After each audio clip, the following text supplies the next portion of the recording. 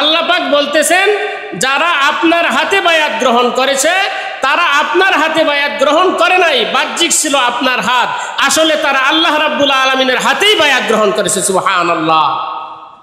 নবী নাই, নবীর পরে যারা নায়েবে নবীর হাতে, পীরের হাতে যারা বায়াত গ্রহণ করবে, এখানে ইন্নামা ইউবাইউনাকার যাকাত, এই কাব জমিরটা নায়েবে নবীর প্রতি রাজি হবে। অর্থাৎ যারা নবীর পরে নায়েবে নবীর হাতে, নায়েবে রাসূলের হাতে, হাক্কানি পীরের হাতে বায়াত হবে, আল্লাহ বলতেছে তুমি বাহ্যিক দেখতেছো তোমার হাত তোমার পীরের হাতের উপরে, তোমার হাত লাগাইছো তোমার পীরের হাতের সাথে, আসলে তোমার হাতটা আমি আল্লাহ রাব্বুল আলামিনের কুদরতি হাতে লাগাইছো। সরি বলি সুবহানাল্লাহ। বায়াতের জন্য এর চাইতে বড় আর পুরস্কার হতে পারে না। আমার আপনার গুনাহগার এই পাপী হাতটা যখন আল্লাহর কুতুবের হাতে লাগাইলাম, আপন শায়েখের হাতে লাগাইলাম, আল্লাহ কয় তুমি জমিনে বসে তোমার পীরের হাতের সাথে হাত লাগাইছো, আমি আল্লাহ রাব্বুল আলামিন আরশ থেকে ঘোষণা করছি তুমি আরশে আযমে আমি আল্লাহ পাকের হাতের সাথে হাত লাগাইছো। সুবহানাল্লাহ। এটা আমার কথা না, এটা কুরআনে কারীমের কথা। কিসের কথা? কুরআনে কারীমের কথা। আল্লাহ বলছে ইন্নামা ইউবাইউনাল্লাহ, নিশ্চয় তারা আল্লাহ পাকের হাতেই বায়াত গ্রহণ করেছে।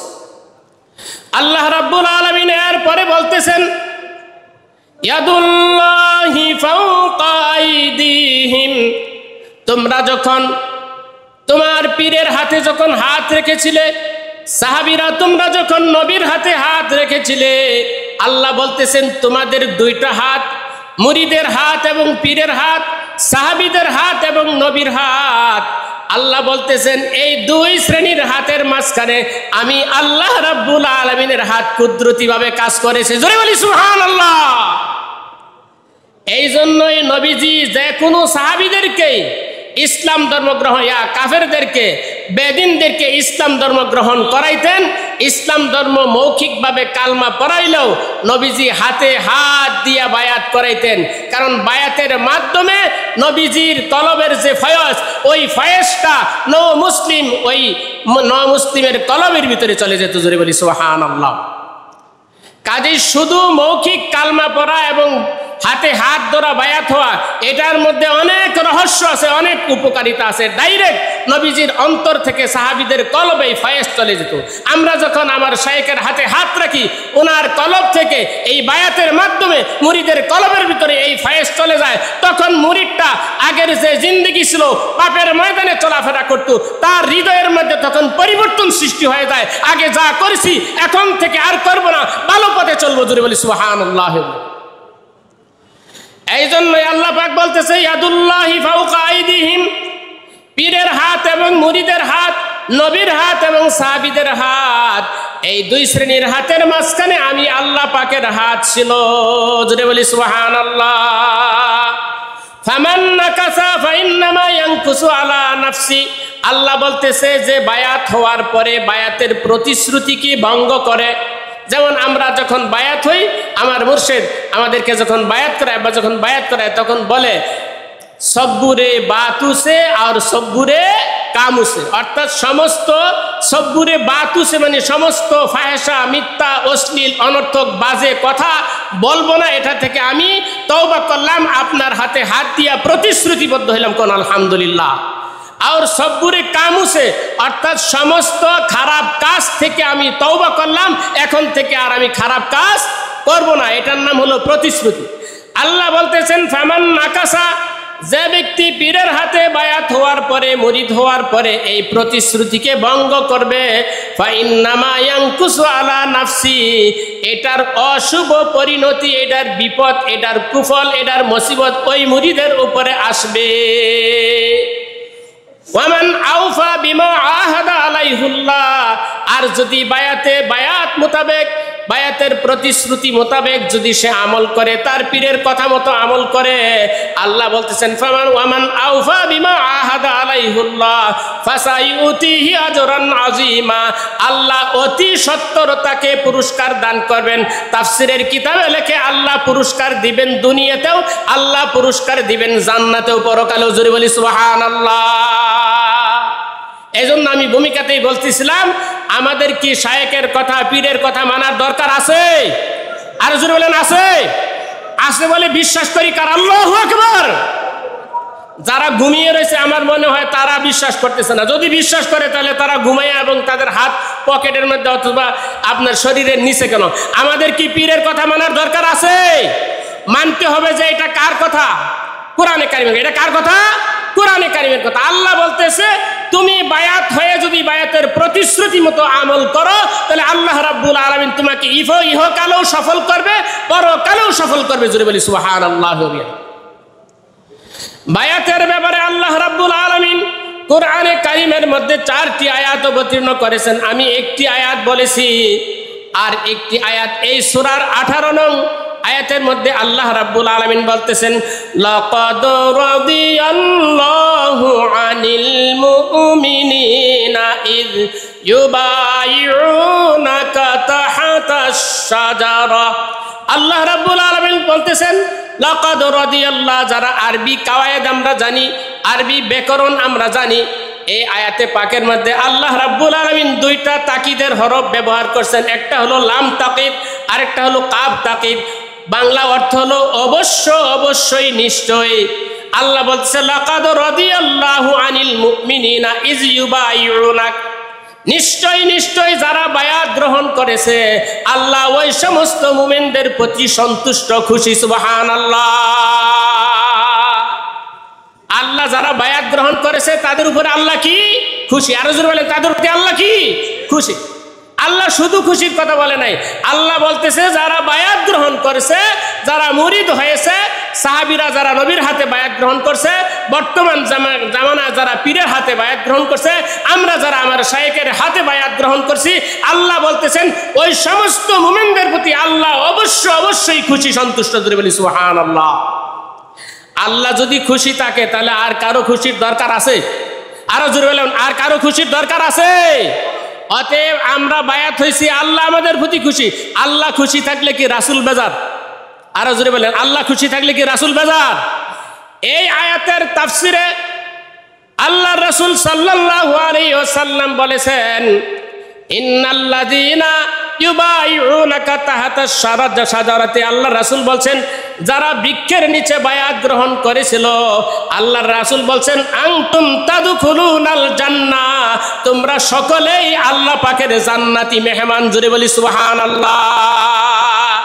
তাহলে যারা বায়াত হয়েছে তাদের প্রতি আল্লাহ খুশি। আল্লাহর রাসূল বলতেছে, আল্লাহর রাসূল এতটুকুই খুশি, আল্লাহর রাসূল বলতেছে তোমরা যারা বায়াত গ্রহণ করছো আমি বিশ্ব নবী ঘোষণা দিলাম তোমরা সকলেই জান্নাতি। জোরে বলি সুবহানাল্লাহ। আরো জোরে বলি সুবহানাল্লাহ। কাজেই বায়াত হইলে আল্লাহ খুশি, বায়াত হইলে রাসূল খুশি। আল্লাহ এবং রাসূল যদি খুশি থাকে পৃথিবীর আর কারো খুশির দরকার আছে নাকি? আরো কারো খুশির দরকার আছে? এই জন্য আমরা যারা বায়াত হয়েছি আমার শায়েখের কথা মতো, আপন মুর্শিদের কথা মতো আমরা জীবন চলবো। ডানে এবং বামে অন্য কোনো দিকে আমরা পথ চলার চেষ্টা করব না। রাজি আছি তো ইনশাআল্লাহ? মৃত্যু পর্যন্ত আল্লাহ রাব্বুল আলামিন যেন আমাদেরকে শায়েখের কথা মতো কোরআন এবং হাদিসের উপরে সাবেত থাকার তৌফিক দান করে। সকলেই বলি আমিন। বায়াতের ব্যাপারে আরেকটা আয়াতে পাকে আল্লাহ রাব্বুল আলামিন সূরা তাওবার 110 নম্বর আয়াতের মধ্যে আল্লাহ রাব্বুল আলামিন বলছেন ফাস্তাবশিরু বিবাইকুমুল্লাযী বায়াতুম বিহি ওয়া যালিকা হুয়াল ফাওজুল আযীম। জোরে জোরে বলি সুবহানাল্লাহ। আল্লাহ রাব্বুল আলামিন বলছেন ফাস্তাবশিরু, তোমরা সুসংবাদ গ্রহণ করো, আনন্দিত হও, তোমরা খুশি হও। বিবাইকুমুল্লাযী বায়াতুম, তোমরা যে বায়াত গ্রহণ করছো, তোমরা যে মুরিদ হইছো, পীরের হাতে বায়াত গ্রহণ করার কারণে, পীরের হাতে মুরিদ হওয়ার কারণে আমি আল্লাহ রাব্বুল আলামিনের পক্ষ থেকে তোমরা সুসংবাদ গ্রহণ করো, আনন্দের সংবাদ তোমরা গ্রহণ করো। চিল্লায় বলি সুবহানাল্লাহ। আল্লাহ রাব্বুল আলামিন বলতেছেন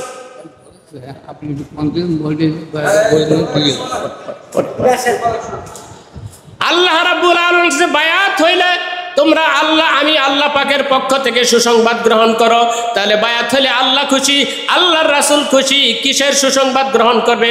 তাফসীরের কিতাবের মধ্যে লিখেছে সুসংবাদ হলো মাগফিরাত এবং জান্নাতের। অর্থাৎ আল্লাহ রাব্বুল আলামিন বলতেছে তোমরা যারা বায়াত হয়েছো আমি আল্লাহ পাকের পক্ষ থেকে তোমাদের গুনাহ মাফ এবং তোমরা জান্নাতের সুসংবাদ গ্রহণ করো। সুবহানাল্লাহ।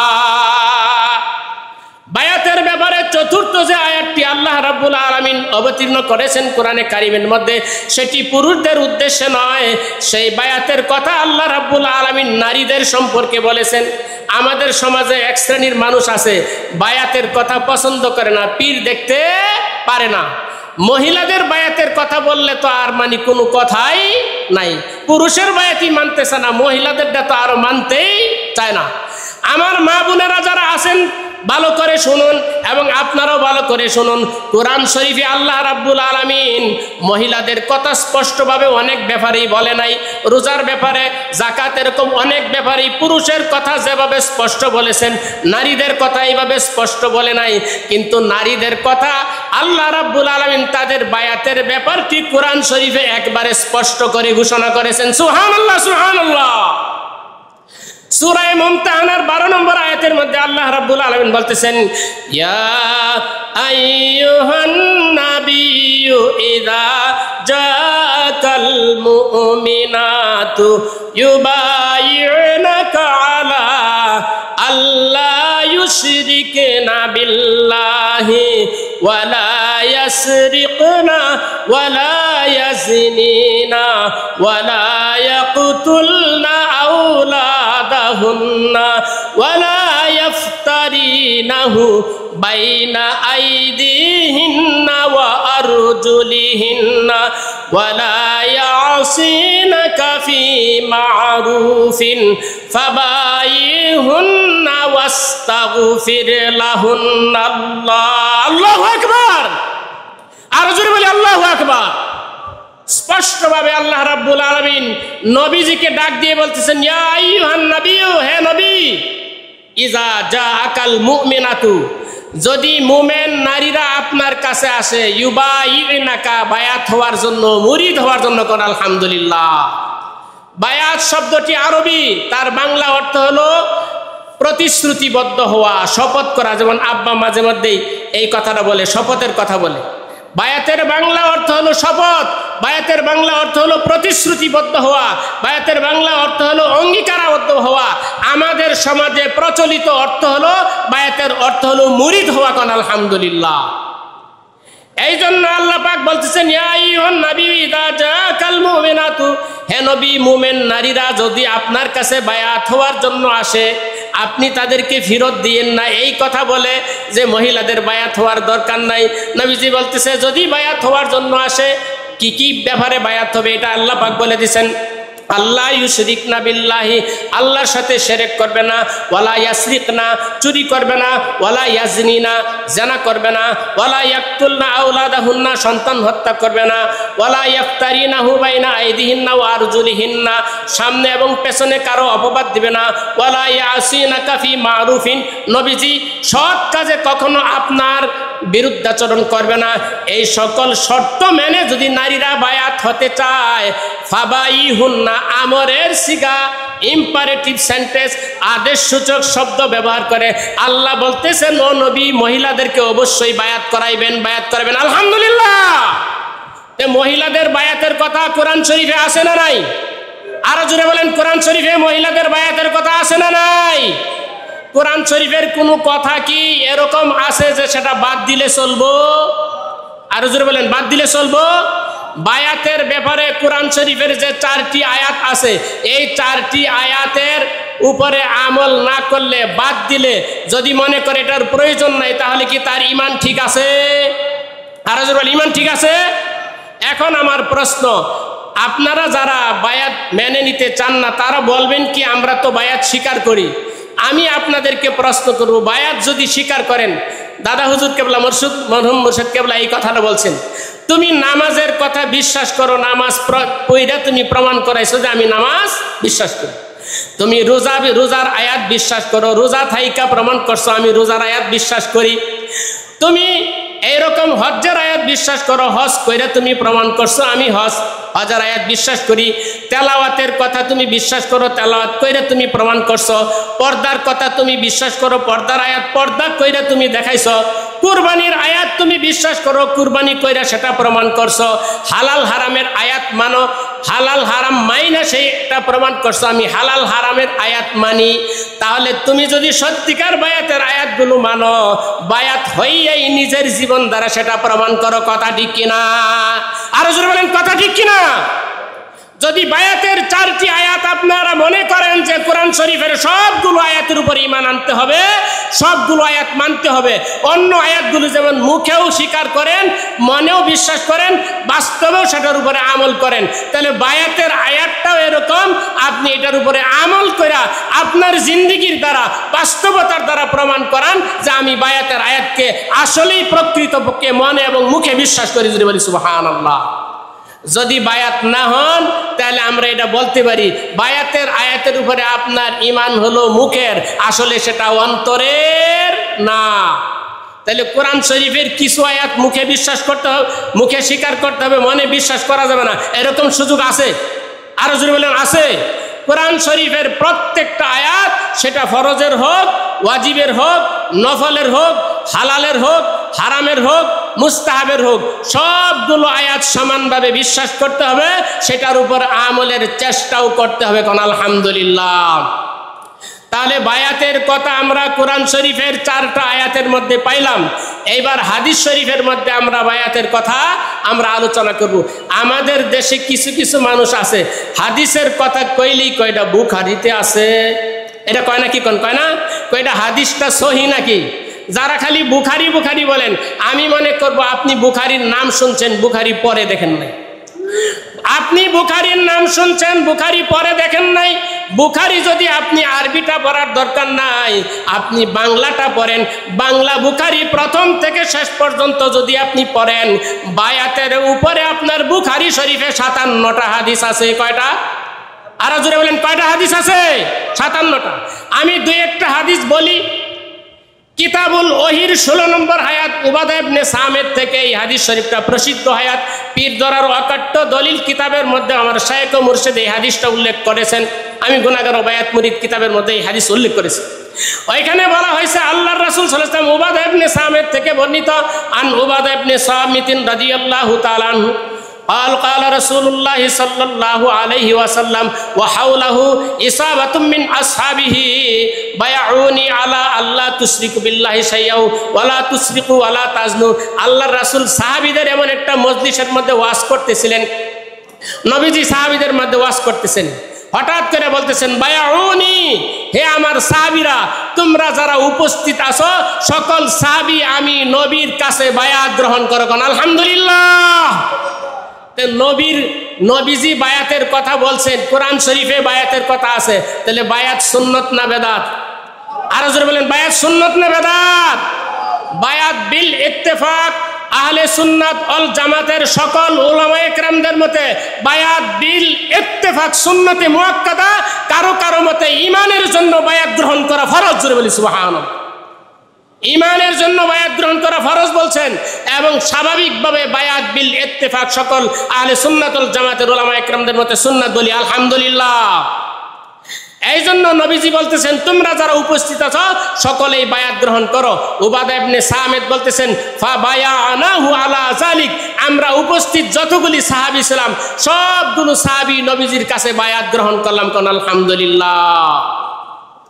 হুদাইবিয়ার সন্ধির সময়ে নবীজি 1450 সাহাবীদেরকে বায়াতের কথা বলছিলেন।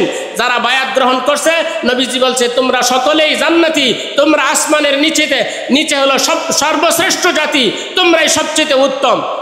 আর আপনার জাদ বিন কায়েস এবং তার সাথে কিছু লোক ছিল মুনাফিক মার্কা, যারা ওই যে উহুদের যুদ্ধে আপনার কি বলা হয় মুনাফিক সর্দার আপনার আব্দুল্লাহ ইবনে উবাই ইবনে সালুলের নেতৃত্বে যারা 300 পেছনে সরে পড়ছিল, সেই জাদ বিন কায়েস এবং তার কিছু অনুসারীরা বায়াত গ্রহণ না করে তারা বাহানা করে চলে গেল। নবীজি বললেন বায়াত হও। সে বলতেছি আমার তো উট হারায় গেছে, আমি একটু উটটা খুঁজা নিয়ে আসি। এবং সে কিছু যুক্তি দেখাইছে। আমি নামাজ পড়ি, আমি রোজা রাখি, আমি হজ করি, আমি দ্বীনের জন্য জান দিতে প্রস্তুত, আমি জিহাদ করতে আসি, তাহলে আবার বায়াত হতে হবে কেন? তার যুক্তিগুলি খুব সুন্দর না? আমি জিজ্ঞেস করতে চাই, এই যুক্তির মানুষ বর্তমানে আছে না নাই? আরো জোরে বলেন, আছে না নাই? দেখুন জাদ বিন কায়েস সম্পর্কে নবীজি কি বলছেন। নবীজি বলছেন, আজকে তোমরা যারা বায়াত গ্রহণ করেছো, আনতুম তাদখুলুনাল জান্নাহ, তোমরা সকলেই জান্নাতি মেহমান, ইল্লা সাহিবাল জামালিল আহমার, ওই লাল উটের মালিক, নবীজি তার নামও বলে নাই, ঘৃণাবশত বলছে লাল উটের মালিক। অন্য হাদিসে আসছে জাদ বিন কায়েস, সে এবং তার অনুসারীরা সবাই হলো জাহান্নামী। জোরে বলি নাউযুবিল্লাহ। যারা বায়াত গ্রহণ করছে নবীজি বলছে তোমরা সবাই জান্নাতি, যারা বায়াত হয় নাই তাদের সম্পর্কে বলছে তোমরা কি জাহান্নামী। আমরা কি যারা বায়াত গ্রহণ করছে ওই জান্নাতি কাফেলায় থাকবো না জাদ বিন কায়েস যারা জাহান্নামী তাদের কাফেলায় থাকবো? কোন কাফেলায়? আরো জোরে বলেন, আমরা কোন কাফেলায় থাকবো? যারা বায়াত গ্রহণ করছে তাদের কাফেলায় থাকবো। আল্লাহ যেন কবুল করে, সকলে বলি আমিন। এই জন্য ওই জাদ বিন কায়েসের যুক্তিদারি বুদ্ধিদারি ওই রকম মন মস্তিষ্কের, তার চাচাত্ত যারাত্ত খালাত, তার উত্তরসূরি এরকম সারা পৃথিবীতে নাই। আরো জোরে বলেন নাই। তারাই যুক্তি দেখায়, আমি নামাজ পড়ি, রোজা রাখি, সবকিছু করি, বায়াত হতে হবে কেন? অথচ নবীজি কোনো শর্ত না করেই বলছেন তোমরা আমার কাছে বায়াত গ্রহণ করো। জোরে বলি সুবহানাল্লাহ। এই জন্য মুসলিম শরীফে একটি অত্যন্ত কঠিন হাদিস আব্দুল্লাহ ইবনে উমর রাদিয়াল্লাহু তাআলা আনহু থেকে বর্ণিত হয়েছে। এটা রিয়াজুস সালিহিন কিতাবের মধ্যে 666 নম্বর হাদিস। ওই আব্দুল্লাহ ইবনে উমর বলছেন, মান মাতা ওয়া আলাইহিল বায়আ ফাকান্নামা মাতা মাইতাতাল জাহিলিয়া। যে ব্যক্তি বায়াতকে ইনকার করে, বায়াতকে ঘৃণা করে, বায়াত পছন্দ করে না, এই রকম মন মানসিকতার কারণে বায়াত হইল না, নবীজি বলতেছেন ওই ব্যক্তি জাহিলিয়া যুগের বেঈমান কাফেরদের মতোই মৃত্যুবরণ করলো। অর্থাৎ কেউ যদি বায়াতকে পছন্দ না করে, ঘৃণা করে, অস্বীকার করে, সে যত মুসল্লি হোক মৃত্যুর সময় তার ঈমান থাকবে না। ঈমান লয়ে আমি মানুষ মৃত্যুবরণ করে কি করে নাকি বাহ্যিক বোঝা যায়? বোঝা যায় না। অতএব বায়াতের প্রয়োজনীয়তা সম্পর্কে বুখারী শরীফের মধ্যে এরকম 57টা হাদিস আছে। নারীদের বায়াতের ব্যাপারে আম্মাজান আয়েশা সিদ্দিকা রাদিয়াল্লাহু তাআলা আনহা থেকে বুখারী শরীফের মধ্যে হাদিস এসেছে। আম্মাজান আয়েশা সিদ্দিকা বলতেছেন, কানান নবিয়্যু সাল্লাল্লাহু আলাইহি ওয়াসাল্লাম ইউবাইউন নিসা, নবীজি মহিলাদেরকে বায়াত করাইতেন। জোরে কোন সুবহানাল্লাহ। কে বলছেন? নবীজির কুমারী স্ত্রী আম্মাজান আয়েশা সিদ্দিকা রাদিয়াল্লাহু তাআলা আনহা, যিনি 2210টি হাদিস বর্ণনা করছেন। মুকাসসিরিন রাবিদের যারা বেশি হাদিস বর্ণনা করছেন তাদেরকে উসুলে হাদিসের পরিভাষায় বলে মুকাসসিরিন রাবি। এই মুকাসসিরিন রাবি অর্থাৎ অধিক হাদিস বর্ণনাকারীদের তালিকায় তিনি হলো দ্বিতীয়। 2210টি হাদিস বর্ণনা করছেন। এই আম্মাজান আয়েশা সিদ্দিকা বলতেছেন নবীজি মহিলাদেরকে বায়াত করাইতেন। কোন আলহামদুলিল্লাহ। নবীজি মহিলাদেরকে বায়াত করায়। আমার আপনার শায়েখ কি করে? মহিলাদেরকে বায়াত করায় না? তাহলে আমার আপনার শায়েখ নবীজির ওই হারানো সুন্নতটাকেই বাংলার জমিনে জীবিত করার জন্য চেষ্টা করতেছে। জোরে বলি সুবহানাল্লাহি ওয়া বিহামদিহি। এই জন্য আম্মাজান আয়েশা বলতেছেন নবীজি মহিলাদেরকে বায়াত করাইতেন। ওয়ামা মাসায়াদুন নবী আইয়ু ইমরাতিন, কিন্তু নবীজির হাত কোনো মহিলাদের হাতের সাথে স্পর্শ করতো না। অর্থাৎ নবীজি কোনো মহিলাদের হাতের সাথে হাত লাগাইয়া বায়াত করাইতেন না। পর্দার অন্তরাল থেকে কথার মাধ্যমে সূরা মুমতাহানার ওই আয়াত পরে পরে বায়াত করাইতেন। অথবা নবীজি পর্দার অন্তরাল থেকে, যেমন এখন আমার শায়েখ মুর্শিদ কোনো জায়গায় যদি যায় তাহলে মহিলাদেরকে ঘরে যদি দাওয়াত দিতে পর্দার অন্তরাল থেকে পাগড়ির মাধ্যমে বায়াত করে না, এইরকম নবীজি পর্দার অন্তরাল থেকে হাতে হাত না ধরে বায়াত করেছেন। কোন আলহামদুলিল্লাহ। হাদিসের শেষে বলতেছে ইল্লা ইমরাতিন ইয়ামলিকুহা, নবীজি যেই মহিলার উপরে বৈধ অধিকার রাখে, অর্থাৎ নবীজির স্ত্রী, নবীজির দাসী, নবীজির বিবি, তাদেরকে নবীজি হাতে হাত ধইরা বায়াত করাইতেন। কোন আলহামদুলিল্লাহ। আম্মাজান ফাতেমা রাদিয়াল্লাহু তাআলা আনহা বলছেন আমরা নবীজির কাছে আমরা হাতে হাত রেখে বায়াত হয়েছি। নবীজি ওনার বিবি, ওনার দাসী, ওনার মেয়েদেরকে ছাড়া আর কারো হাত ধরে বায়াত করাইতেন না। পর্দার অন্তরাল থেকে কথার মাধ্যমে বায়াত করাইতেন। জোরে বলি সুবহানাল্লাহ। যখন মক্কা বিজয় হয়ে গেল, মক্কা বিজয় হওয়ার সময় রাসূল সাল্লাল্লাহু আলাইহি ওয়াসাল্লাম আকাবা পাহাড়ের পাদদেশে উমর রাদিয়াল্লাহু তাআলা আনহুকে দুবাসী হিসাবে দাঁড় করায় দিলেন এবং বললেন ওই আকাবা পাহাড়ের ওই পাশে হলো মহিলারা সবাই জমায়েত হয়েছে, এই পাশে হলো পুরুষরা। নবীজি বলতেছেন উমর তুমি পাহাড়ের উপরে উঠো, পাহাড়ের উপরে উঠে আমার কথাগুলো দুবাসী হিসাবে মহিলাদের কাছে পৌঁছাইয়া দাও এবং মহিলাদেরকে আমার হাতে কথার উপরে বায়াত করায়। নাউজুবিল্লাহ, সুবহানাল্লাহ। মক্কা বিজয়ের দিন ওই আকাবা পাহাড়ের ওই পাশে যত মহিলারা ছিল হযরত উমর রাদিয়াল্লাহু আনহুর মাধ্যমে উনি দুবাসী ছিলেন, নবীজির কথাগুলো তাদের কাছে পৌঁছায় দিয়েছেন আর সকল মহিলারা নবীজির কাছে বায়াত গ্রহণ করছে। জোরে বলি সুবহানাল্লাহ ওয়া বিহামদিহি। তাহলে বায়াতের কথা কোরআন শরীফে, বুখারী শরীফের হাদিস শরীফের মধ্যে আছে না নাই? আর জোরে বলেন আছে না নাই? এই জন্য আমার শায়েখ ও মুর্শিদ মহিলাদেরকে বায়াতের ব্যাপারে বিশ্ব ইজতেমা এবং বন মাহফিলে, এই দুইটা মাহফিলে, বৎসরে মাত্র দুইটা মাহফিলে আসার অনুমতি দিয়েছেন। কিন্তু এইটা নিয়েও অনেকের গাজালা, তো মানিকগঞ্জে মহিলা যায় কে? আমি জিজ্ঞেস করতে চাই, এলাকায় তাফসির মাহফিল হইলে মহিলারা যায়? আর জোরে বলেন যায়? এলাকার মধ্যে এরকম ওয়াজ মাহফিল হলে মহিলারা যায় না? মহিলা মাদ্রাসা হয়েছে জায়গায় জায়গার মধ্যে, ওই মহিলা মাদ্রাসার মধ্যে বাচ্চা আনার জন্য, ছেলে আনার জন্য পুরুষরা যায় না, মহিলারা যায়। আরো জোরে বলেন পুরুষরা যায় না মহিলারা? আমি তো একটা হাফিজি মাদ্রাসার সভাপতি, পুরুষরা আসে না, মহিলার বাচ্চাদেরকে নেওয়ার জন্য কারা আসে? মহিলারা। এইরকম দল বেঁধে মহিলারা আসে। তাবলীগের মাস্তুরা জামাতের মধ্যে মহিলারা যায় না? হাটে বাজারে যায় না? মহিলা মাদ্রাসায় যায় না? মহিলা বিশ্ববিদ্যালয়ে যায় না? স্কুল কলেজে যায় না? বাজারে যায় না? বর্তমান বাংলাদেশের অনেক মসজিদের মধ্যে জুমার নামাজের মধ্যে মহিলারা নামাজ পড়ে, আসে না? সকল জায়গায় মহিলা যাওয়া যাবে, কিন্তু মানিকগঞ্জে আসা যাবে না। কারণ কি? মাথা খারাপ হয়ে গেছে। মানিকগঞ্জে তো সব মহিলারা বায়াত হইতেছে, আমরা তো আর তাদেরকে দুকা দিয়া ফিরাইতে পারলাম না। দুকা দিয়া ফিরাইতে আর পারবা না। আমার মুর্শিদ আল্লাহর কুতুব বলছে 5 কোটি মানুষ জমায়েত হবে, ইনশাল্লাহ আমরা আশাবাদী আল্লাহর কুতুবের কথাই বাংলার জমিনে প্রমাণিত হবে। কারণ আলহামদুলিল্লাহ, আল্লাহ যেন কবুল করে, আমরা যেন 5 কোটি মানুষের জমায়েত দেখে যেতে পারি। সকলে বলি আমিন। কাজেই মহিলাদের বায়াতের কথা আছে। এইবার আমি বলি, বুখারী শরীফের তো বললাম 57টা, মুসলিম শরীফে আছে বায়াতের হাদিস 24টা, আবু দাউদ শরীফের মধ্যে আছে 6টা, তিরমিজি শরীফের মধ্যে আছে 8টা, সুনানে নাসাইর মধ্যে বায়াতের হাদিস আছে 59টা। এইভাবে সিয়াসিত্তার কিতাবে প্রায় 150-এর উপরে বায়াতের হাদিস আছে। কোন আলহামদুলিল্লাহ। এই বায়াতের হাদিসগুলো মানার দরকার আছে। এটা খালি মানিকগঞ্জের মুরিদদের না অন্যদের জন্য? নবীজিকে এই হাদিসগুলো খালি যারা মুরিদ হবে তাদের জন্য বলছে, না সমস্ত উম্মতের জন্য।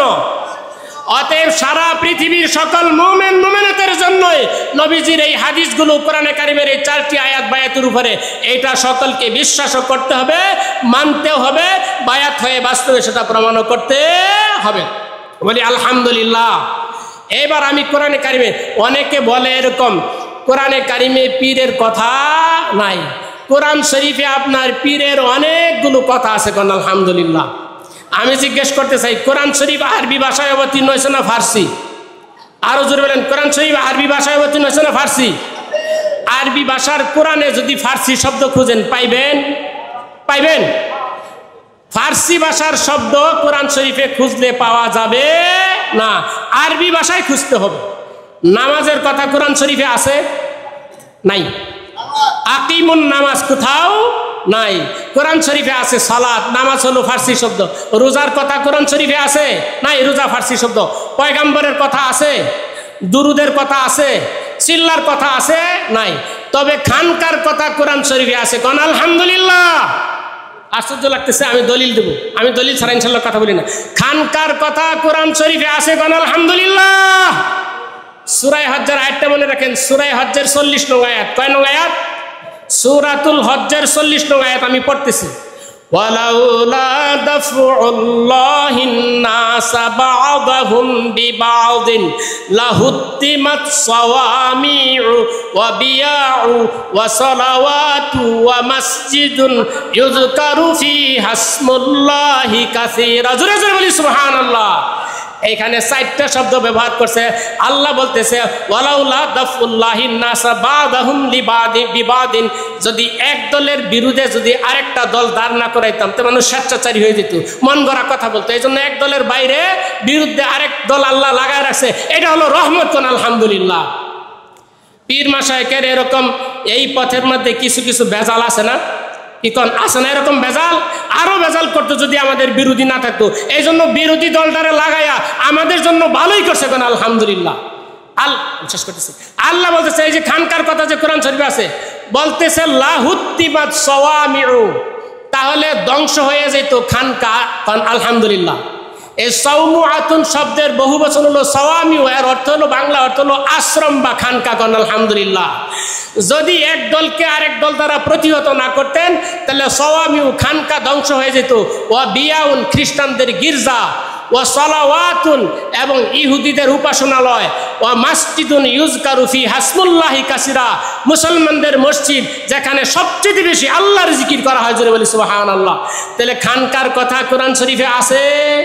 খানকার কথা যেহেতু কোরআন শরীফে আছে, তিবিরের কথা অবশ্যই আছে। ওমা আলাইনা ইল্লাল বালাগ। আসসালামু আলাইকুম ওয়া রাহমাতুল্লাহি ওয়া বারাকাতুহু।